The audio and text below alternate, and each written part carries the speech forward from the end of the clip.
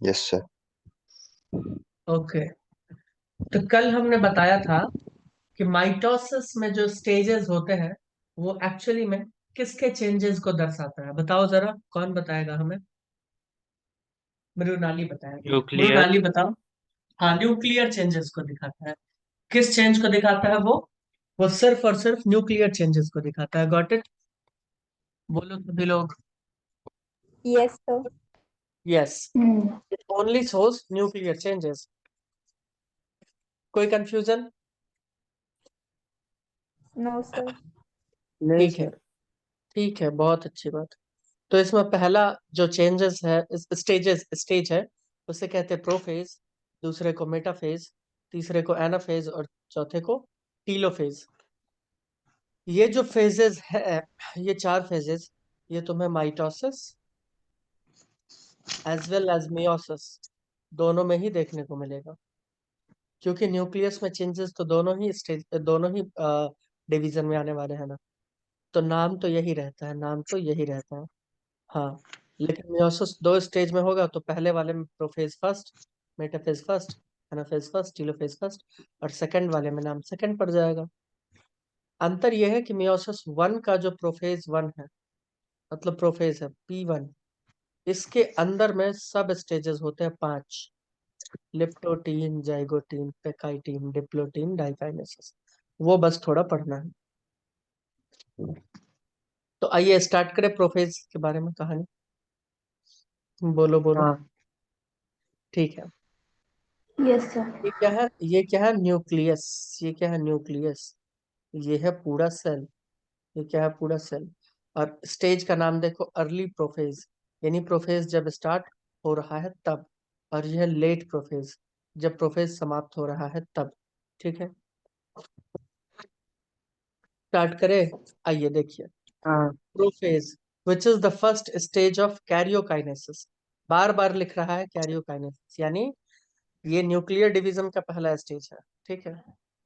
Of mitosis follow the S and G2 phase of interphase. तुमको पता है, पहले G1 आता है, फिर S आता है, फिर G2 आता है, और ये तीनों किसके हिस्सा है? इंटरफेज के। हाँ या ना? G2 के हाँ बाद सर। कौन आता है? M फेज आता है। M फेज में भी सबसे पहले कौन आएगा? प्रोफेज आएगा। तो वही बोल रहा है कि प्रोफेज S G2 को फॉलो करते हुए आता है, तो बात तो सही है। ठीक है।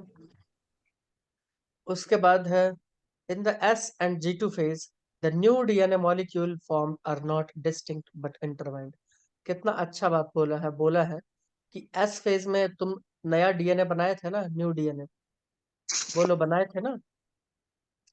वो न्यू हाँ। डीएनए तुम अलग से देखने को नहीं मिलेगा। वो न्यू डीएनए तुम्हें अलग से देखने को नहीं मिलेगा, बल्कि वो उसी में उलझा फुलझा ऐसे ऐसे रहेगा। Got it? बोलो सभी लोग, गॉट इट? हाँ। Yes, sir. ओके। सभी लोग मतलब सभी बच्चे बोले, है ना, क्योंकि ऑनलाइन है ना, समझ नहीं आता। उसके बाद है, prophase is marked by the initiation of condensation of chromosomal material. The chromosomal material becomes untangled during the process of chromatin condensation. कोई चीज देखो ऐसे ऐसे बिखरा पड़ा है, तो हम इसको क्या ये नहीं बोल सकते कि ये काफी उलझा हुआ है? बोलो।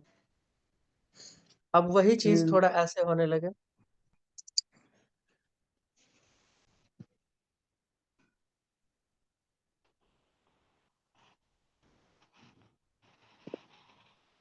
ऐसे होने लगे, तो इसे हम बोलेंगे टैंगल्ड, यानी उलझा हुआ।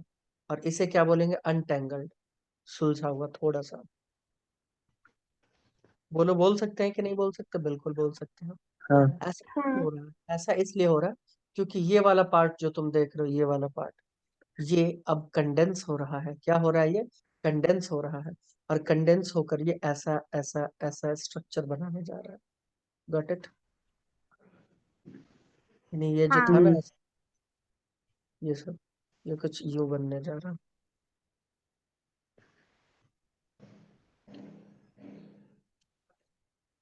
हाँ, इस प्रोसेस का नाम क्या है? क्रोमेटीन कंडेंसेशन, क्योंकि ये धागा का नाम ही क्रोमेटीन। Got it? बोलो। हाँ Yes, उसके sir. बाद हम बात करते हैं द सेंट्रियोल। याद करो सेंट्रियोल कब डबल हुआ था, उस स्टेज का नाम बताओ। सेंट्रियोल डबल कब हुआ था? सेंट्रियोल एस फेज में डबल हो गया था, याद आ रहा है योगेश दादा? एस फेज में डबल हुआ था। हाँ हाँ, हाँ सर. जब डीएनए डबल हो रहा था उसी वक्त डबल हो गया था। तो ये क्या करता है, ये मूव करना स्टार्ट करता है। देखो कहाँ है centriole which had undergo duplication during S phase of interphase now begin to move towards opposite poles of the cell। मान लो ये एक सेल है, ये एक सेल है, तो एक इधर और एक इधर मूव करना स्टार्ट करता है। देखो अब इसको गोला गोला भी दिखा रहा है ऐसे। तो एक इधर मूव कर रहा है, यहाँ आएगा, और एक मूव मूव कर रहा है इधर। मान लो ये नॉर्थ पोल तो ये साउथ पोल, ऐसे मूव कर रहा है, एक इधर एक इधर। Got it? हाँ मूवमेंट कब स्टार्ट हो जाता है? प्रोफेज में। तो मूवमेंट कब स्टार्ट होता है? प्रोफेज। Got it? आइए आगे हाँ बढ़ते हैं। Yes, sir. Formation of astral ray occurs due to gelation of protein around centriole in animal cell. ये जिलेशन मतलब टेंशन मत लेना, जिलेशन मतलब एक तरह का कंडेंसेशन ही होता है, लेकिन किसका? प्रोटीन का। किसका फ्रेंड्स? Protein Protein. का। ये देखो क्या दिख रहा है, ये एक सेल। क्या है? सेल। मैंने जानबूझ के ऐसा बनाया। यहाँ है सेंट्रियोल, यहाँ क्या है? वो दोनों सेंट्रियोल। सेंट्रियोल के आसपास है ना, सेंट्रियोल के पास पास कुछ खास तरह के प्रोटीन पाए जाते हैं। ये प्रोटीन क्या होते हैं? जिलेशन यानी सॉलिडिफाई होना स्टार्ट करते हैं, ठीक है, और बनाने लगते हैं ऐसे ऐसे स्ट्रक्चर। इसे क्या कहते हैं? ऐसे देख लो, इस तरह के स्ट्रक्चर। इसे हम क्या कहते हैं? एस्ट्रल रे। रे की तरह दिख रहा है ना, रोशनी की हाँ तरह, हाँ. सूरज में हम दिखाते हैं वैसा। ठीक है, बताइए कोई दिक्कत? No, तो नहीं ये सर। ब्लू कलर का क्या हो गया? ये ब्लू कलर का हो गया एस्ट्रल रे। और एस्ट्रल रे बनना है जिलेशन ऑफ प्रोटीन्स, वो प्रोटीन जो सेंट्रियोल के चारों तरफ है। बताइए कोई दिक्कत है अमरू नाली? कोई दिक्कत? नहीं सर. ओके, अब थोड़ा सा और आगे बढ़ते हैं। अच्छा, ये सिर्फ किस में होता है? एनिमल सेल में। क्यों? क्योंकि सेंट्रियोल सिर्फ एनिमल सेल में ही पाया जाता है। Got it? अब देखो हाँ. ancestral and amphiestral mitosis. In higher plants, centrioles are absent and no esters are formed. Mitosis without ester is known as ancestral mitosis in animal. The esters are present at the mitosis, and the mitosis is described as amphiestral and estral mitosis. भाई plant में नहीं होता ना, मैंने बताया था ना, तो उनमें हाँ कैसा होता है? एनास्ट्रल। और एनिमल में तो होता है, तो एनिमल में कैसा होता है? एम्फिएस्ट्रल। कोई दिक्कत? नहीं। तो प्लांट का माइटोसिस एनास्ट्रल होता है because they lack centriole, hence they lack astral rays. But animals, they have centriole, they have astral rays, so that mitosis is called astral mitosis or amphiastral mitosis. Got it? Hmm Yes. अब important बात सब देखो। The completion of prophase can thus be marked by the following characteristics event. अभी देखो prophase start हुआ, हमें पता कैसे चला बताओ? G2 समाप्त हुआ और प्रोफेज स्टार्ट हुआ, कैसे पता चला? हमें ऐसे पता चला कि भैया क्रोमेटिन जो है ना, वो कंडेंस हो रहा है। वो क्या हो रहा है? कंडेंस हो रहा है। Got it? कंडेंस हो रहा है। और कंडेंस होकर ये किसका शेप ले लेगा? क्रोमोसोम का। किसका ले लेगा? क्रोमोसोम का। क्रोमोसोम का। यस। तो इसका कंडेंसेशन स्टार्ट हुआ है। दूसरा कैसे पता चला? वो जो सेंट्रियोल था ना, वो सेंट्रियोल मूव करना हम्म स्टार्ट कर दिया। वो क्या हुआ? मूव करना स्टार्ट कर गया। तो हमें पता चला कि अच्छा अच्छा प्रोफेज स्टार्ट हो चुका है। इसके अलावा सेंट्रियोल के चारों तरफ क्या बन गए, एस्ट्रल रेज, अगर एनिमल है तो। ठीक है, बताओ कोई दिक्कत? तो इससे हमें पता चला कि G2 समाप्त हो चुका है और प्रोफेज स्टार्ट हो चुका है। ठीक है, आइए, क्रोमोसोमल मटेरियल कंडेंस हमें पता चला to form compact mitotic chromosome, है ना? क्रोमोसोम बनना स्टार्ट हो गया। Chromosomes are seen to be composed of 2 chromatid attached together at the centromere. हमें इसमें क्रोमोसोम कैसा दिखना स्टार्ट हो जाएगा, ऐसा, क्रोमोसोम विथ 2 क्रोमेटिड। अब एक सवाल है मेरे मन में कि हमें माइटोसिस में क्रोमोसोम 2 क्रोमेटिड वाला ही क्यों दिखेगा, एक क्रोमेटिड ऐसा वाला क्यों नहीं दिखेगा भाई? कौन जवाब देगा इसका, बताओ? मृणाली? Yes, sir. जवाब है?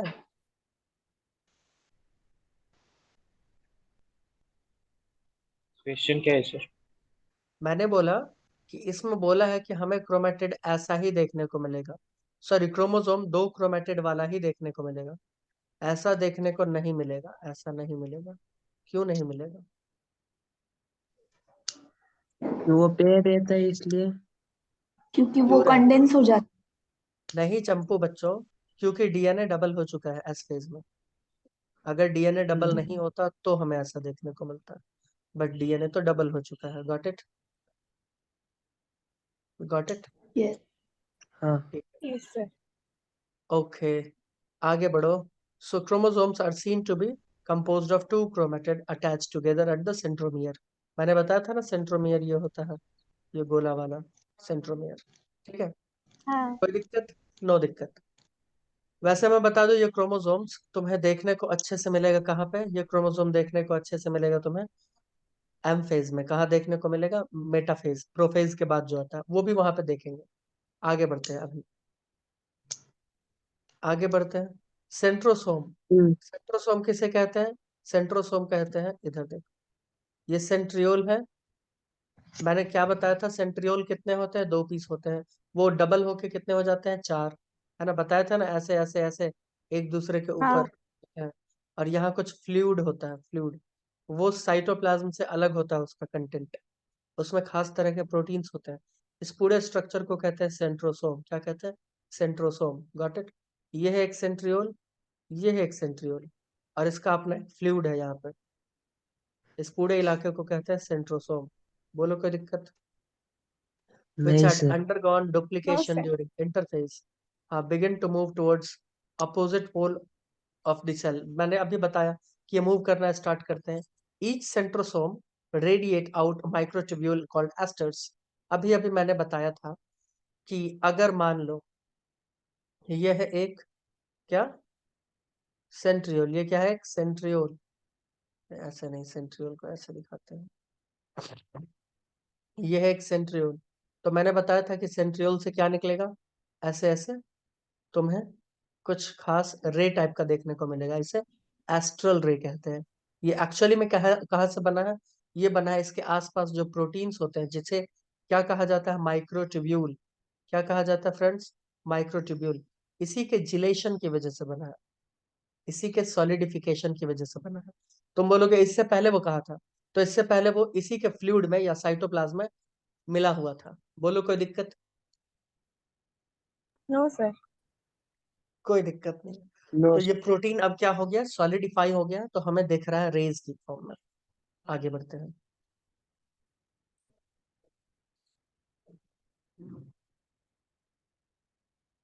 The two asters together with spindle fiber form mitotic apparatus। अब एक और चीज सुनो, ये तुम्हें ऐसे दिख रहा है, ऐसे ऐसे ऐसे ऐसे रेडिएट होता हुआ। अब तुमको आगे पता चलेगा कि इधर से स्पिंडल फाइबर भी बनता है। अभी आगे यहाँ देखो, यहाँ ये लाइन है ना, ऐसे करके। और ये जो ऊपर दिख रहा है ना, ये रेखा है, ये ऊपर वाली रेखा है, क्या है, एस्ट्रल रेज।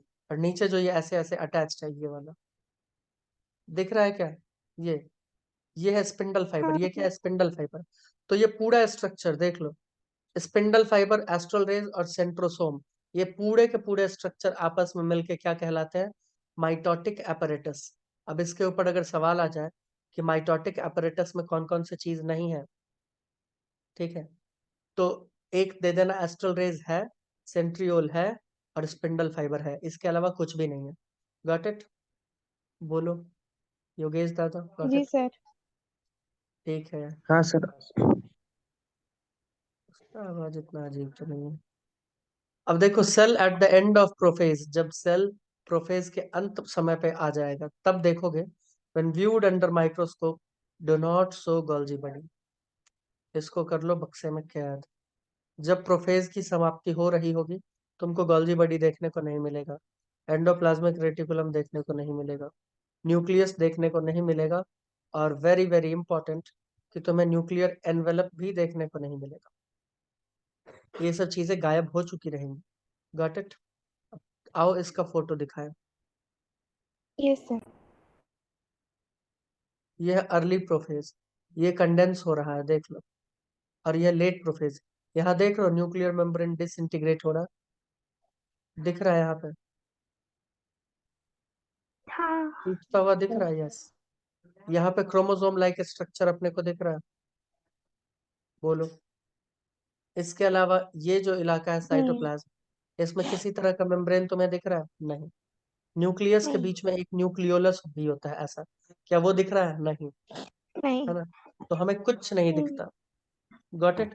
सब कुछ लेट प्रोफेज में क्या हो जाते हैं? गायब। बोलो बोलो।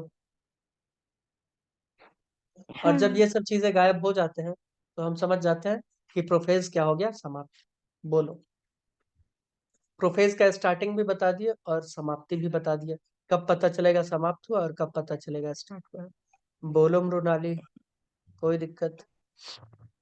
No sir. मुझे यस नहीं सर। लगता कोई दिक्कत होना चाहिए। अब हम लोग स्टार्ट नहीं। करेंगे कहानी मेटाफेज के बारे में। कौन सा फेज? मेटाफेज। बात तो करना ही चाहिए ना। आओ देखो यहाँ,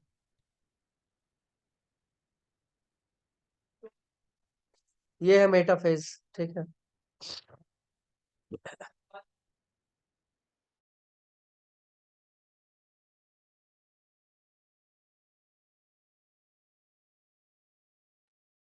तो इधर देखो, एक मिनट, ये है मेटाफेज। ये क्या है friends? Metaphase. The complete disintegration of nuclear envelope marks the start of second phase of mitosis. Hence, the chromosome are spread through the cytoplasm of the cell. इसका अर्थ क्या हुआ? Complete disintegration. इसका ये अर्थ हुआ कि न्यूक्लियर एनवेलप जैसे ही टूट के खत्म हुआ कि समझ जाओ कि मेटाफेज स्टार्ट हो गया। बोलो कोई दिक्कत? जैसे ही टूट के खत्म हुआ, नहीं। है ना? क्या नहीं? सही तो बोल रहे, जैसे ही कंप्लीट दिक्कत दिक्कत डिसइंटीग्रेशन। आपने कहा ना, कोई दिक्कत हाँ इसलिए हाँ, नहीं कहा। जैसे न्यूक्लियर एनवेलप टूट के पूरा गायब हो चुका, इसका मतलब मेटाफेज स्टार्ट हो चुका है, ठीक है। Hence, the chromosomes are spread through the cytoplasm of the cell। अब जब एक बात बताना मुझे, ऐसा कुछ, यह यह एक सेल साइटोप्लाज्म वाला, और यह है एक न्यूक्लियस। लो, मैंने क्या किया? न्यूक्लियर मेम्ब्रेन को यहां से गायब करना स्टार्ट कर दिया। तो अब कहाँ न्यूक्लियस कहाँ साइटोप्लाज्म, बता सकते हो? कोई बता सकता है? बोलो। नहीं। नहीं है सर, वहाँ न्यूक्लियस कुछ भी। कोई नहीं बता सकता कहाँ है साइटोप्लाज्म, कहाँ है न्यूक्लियस, है ना? कोई नहीं बता सकता। क्यों भाई?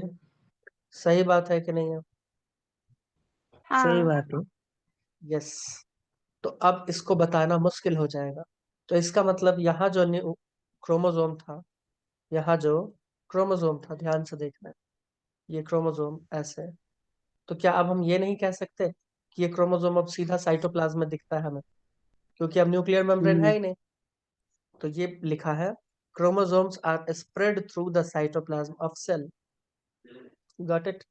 देखो साइटोप्लाज्म में ही आ गया, दिख रहा है? हम्म। यस। आइए आगे। तो by this stage condensation of chromosome is completed and they can be observed clearly under microscope. Very important.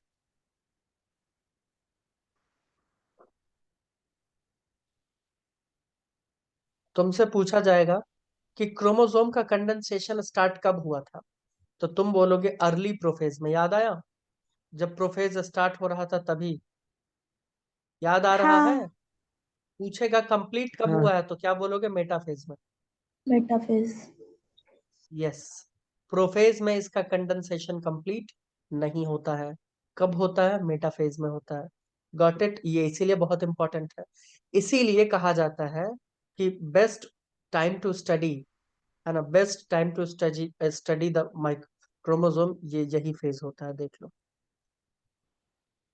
This then is the stage at which morphology of chromosome is most easily studied. इसीलिए chromosome को study जो maximum किया जाता है इसी stage में किया जाता है। Got it? हम्म बोलो बोलो, गॉट इट? हाँ सर। Yes sir.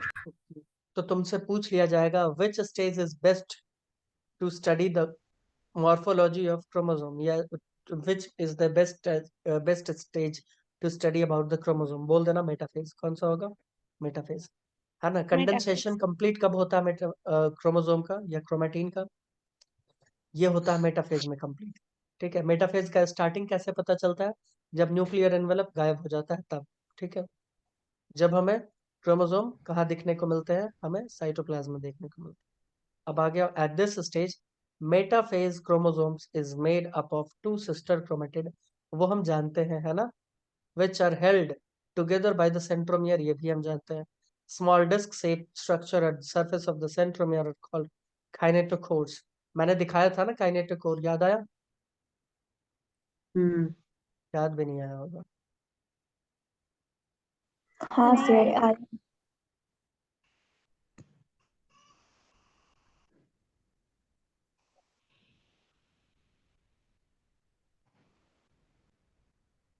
अरे अरे, एक मिनट, ये देखो।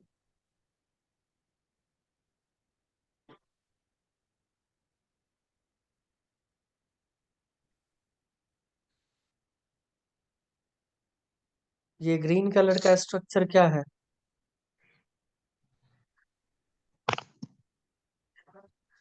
सेंट्रोमियर।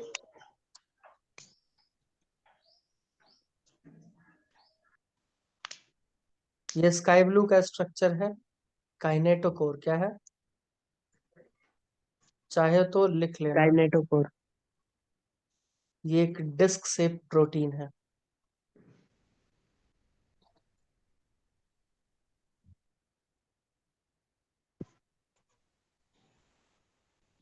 ठीक है। मीटिंग बंद हो जाएगा, इसीलिए लिख लेना जल्दी से। इसे कहते हैं सेंट्रोमियर, इसे कहते हैं क्रोमेटिड।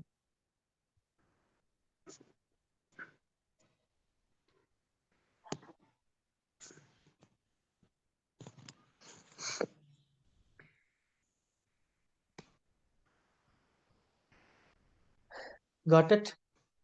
हाँ मिलते हैं सर। नेक्स्ट क्लास में। Yes sir. आओ।